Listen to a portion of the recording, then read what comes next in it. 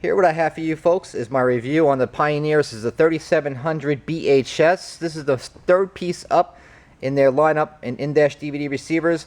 Of course, the entry level is a 1700, and they also have a 170, but that doesn't really count. So they have the 1700S, the 2700, then this model, which is the 3700BHS, and then of course above it is the 7-inch monitor step-up piece, which is going to be the next step above this one. So this one here, in my opinion, is going to be probably one of the most popular ones, which is the reason why I targeted to review it, because it's going to be, in my opinion, probably one of the bigger crowd pleasers. Now, let me just break down what that model number means in English, because Pioneer has some really weird-ass model numbers. AVH stands for Audio Video Head Unit. X is for MIXTRAX. The 3700 is, you know, where it's up in the line. So like I said, the 17, 27, 37 is the 3700. B is for Bluetooth, H is for HD radio, S is for Sirius XM compatibility. So this unit here is the 6.2 inch with Bluetooth built in, MIXTRAX, Sirius ready, and HD radio all in one shot. App ready, also navigation upgradable. So if you're going to add that, that's something you have to buy, which is the AVH-X3700. Plug it in and there you go. Now, before I get started on the review and I get into the nitty-gritty of it all, let me show you what's in the box, what you expect to get it, and then I'll show you what's in the back, what's important, what's hot, what's not, and how to integrate and use some of the interfaces on the screen to see if this is a good choice for you. So these here are the components that came in the box. First off is this Bible. There is a lot of reading in here. There's just so much stuff to read. I couldn't even believe it. Me, of course, knowing what I'm talking about and reviewing these items, as much as I know and as much experience as I am, every time I open up a book like that, I still learn something. So if you're going to get something like this, take the time, invest it into reading the manual, know how to use your unit, because there's a lot of good stuff, and I'm sure that anybody who's going to read that is going to learn something. This model here does come with this wireless AV remote control, which is nice, not too big, not too small, pretty decent. You know, it's a little weird, but I think I can get used to it. So you got that. You have your screws for ISO mounting the unit, because most double DINs do get mounted that way without kits. Pioneer was kind enough to splurge for the big USB extension cable, which is about 3 feet in length. Over here you have the CD-VM1, which is the hardwired Bluetooth microphone with the visor mount, or of course you can flush mount it, your option. And your warranty card. That's pretty much what's in the box. Now I'll show you some other stuff about the unit.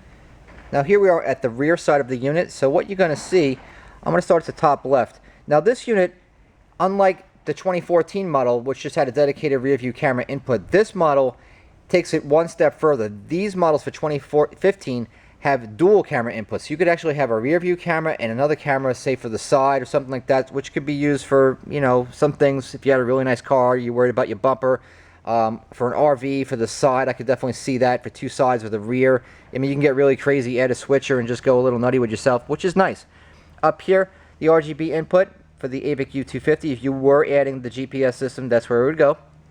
Over here you have your dedicated audio video outputs, and you have a dedicated composite RCA input. Of course, you're going to have your front, rear, and subwoofer preamp outputs. Over here you have your 16-pin power speaker harness, which is, of course, the typical.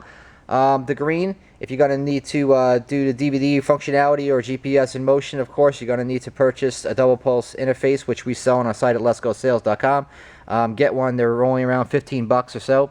They work wonderful. Over here, analog antenna input. Your Bluetooth microphone input, as well as over here, this unit is Maestro compatible. So if you have a head unit or a car which requires the IntelliLink Maestro RR or SW for the steering wheel interface, you can plug that right in there, get controls directly, no problem. Just have to flash the firmware, of course, plug it in, and wire it up through data. Your USB goes right into the rear of the unit. That's why they give the extension cable, so that way you can run it out to wherever you want it in the front, and then you can get the mating, iPod cable or Android interface, whichever the story is for you. And lastly, you have on the top right, you have the proprietary plug for the Sirius XM. So in your case, for this model, the SXV300 is the dedicated tuner. You plug it in there, run out your Sirius XM antenna, activate it, and you're in business. So that's pretty much the rear side of the unit. Real quick on the side, pretty standard layout. All your mounting provisions for your ISO mounts, standard deal, 4 inches, 7 1/4. Just like they've always been. So I'm going to let this unit just kind of like do its little thing in its demo mode, so that way I can ramble off some facts just that I feel are important and things that people might want to know before I get involved in touching the screen and showing you how things actually work. So of course this is a DVD receiver. The slot load for the DVD is up there.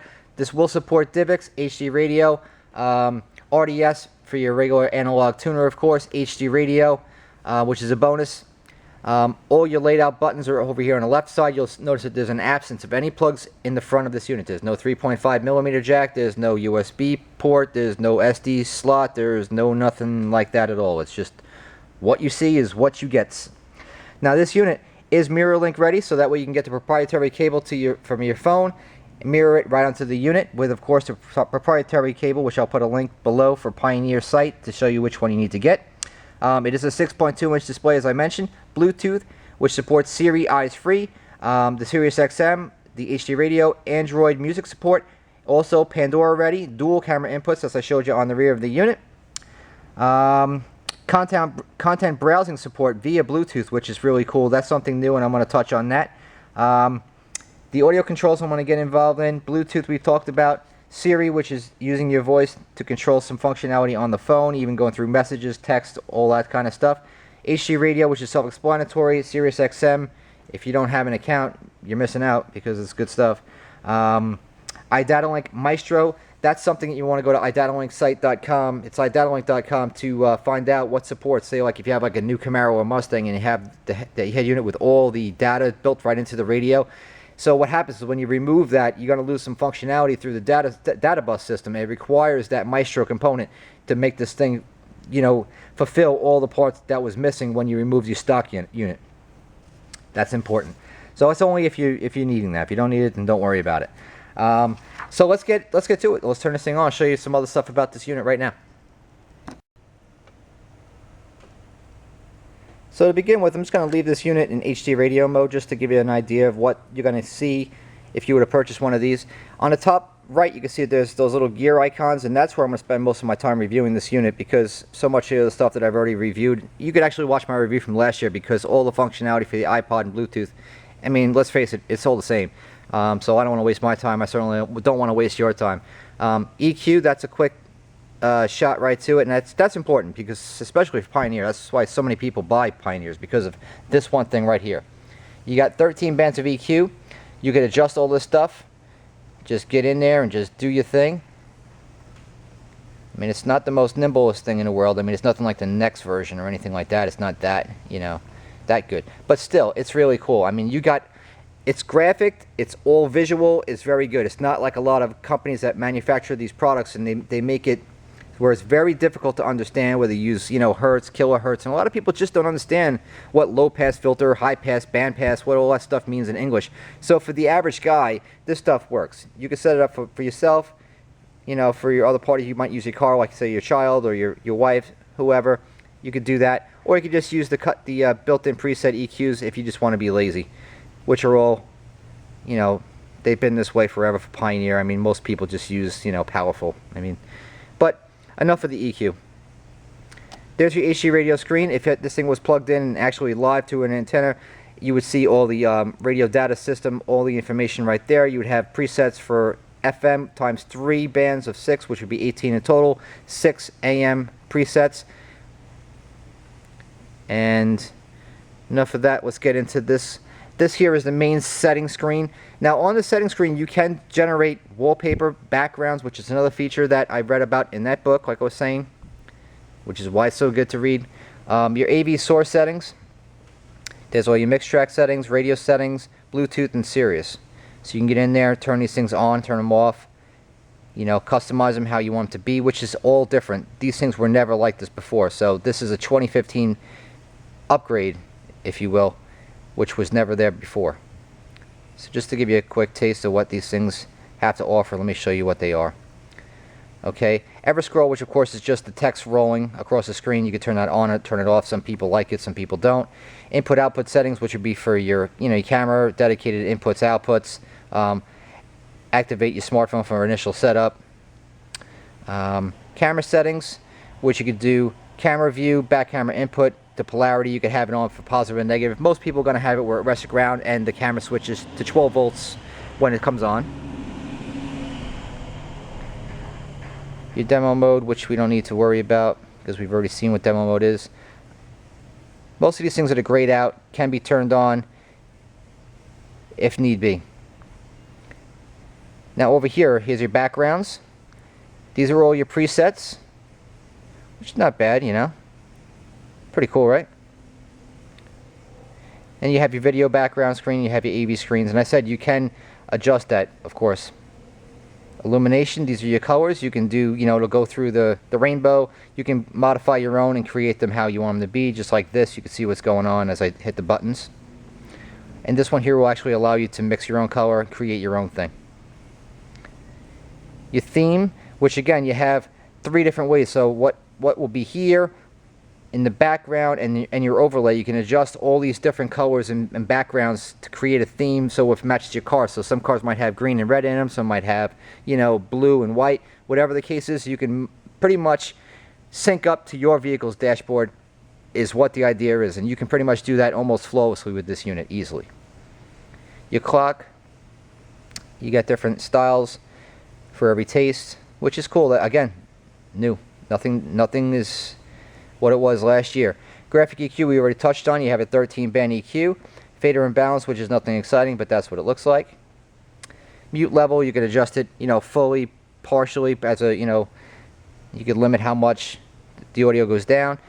You just turn your subwoofer on and off, which of course we're going to leave it on because I want to show you all about that, because that's, in my opinion, one of the most important parts of this unit.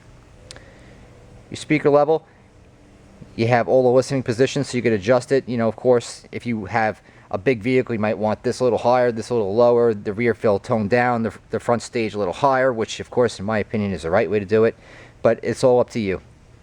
Crossover points, you got cutoffs, you have one for your front, rear, and there's going to be another one for your subwoofer. And you can even sweep it, which is very cool, so you can elongate it. You could do kind of like not a bandpass filter, but you can kind of do like an overlay, so you can really get a good full gist of how your speakers are going to align with one another. So you could have like the rears with a 50 hertz cutoff, and you could have your sub lay over at 60 hertz and down to cover that hole, and then in the front you can, you know, do like a little bandpass kind of a dealie, and you can get rid of the lower mid-range if your speakers can't quite tolerate it, so you can get higher volume and less distortion. This unit is definitely very good and very flexible in that respect. Sub settings, it's always been this way. You can turn your phase, you know, on or off if you have your subwoofers inverted. Turn it off entirely, or you could just kind of like change it up how you want it to be. I mean, you got the slope right there, of course, and you got the filter from 20 hertz, 50, 100, 200, and 400. I don't know why anybody would ever need to be up in that range, but, you know, typically most guys are around 120, 130 tops and down. And the vented box typically is 20 to 68, and, you know, about 50 to 120 for a sealed enclosure, whatever. But it gives you the flexibility. Should you need it, it's there. That's good. So you got time alignments, which is another audio feature. I mean, you could load your own settings in there for with an optional external mic. You could do that. Your setup for your DVD Bluetooth is grayed out because I do not have a phone paired to this unit. However, if it was, all this stuff on the home screen would look a little bit different. If I had apps and I downloaded and I had the cable plugged in through the proprietary Pioneer cable, this would look a little different. And you would see the Pioneer icon because it would pair to the phone. It would know that the Bluetooth is ready. So when I get a phone, it would automatically answer the phone. Your USB, which is from the rear, you can run that out and have that plugged into your phone, your smartphone, whatever your device is. And of course, for your display, your HD radio, AV radio, your Bluetooth, and if you had the Sirius, that would also come up once you have the proprietary SXV300 tuner plugged into the unit. So basically, in a nutshell, that's what the 3700BHS is all about. I hope you enjoyed the review. If you have any questions, put me a message in a little box down below somewhere, and I'll get back to you and do what I can to answer it for you.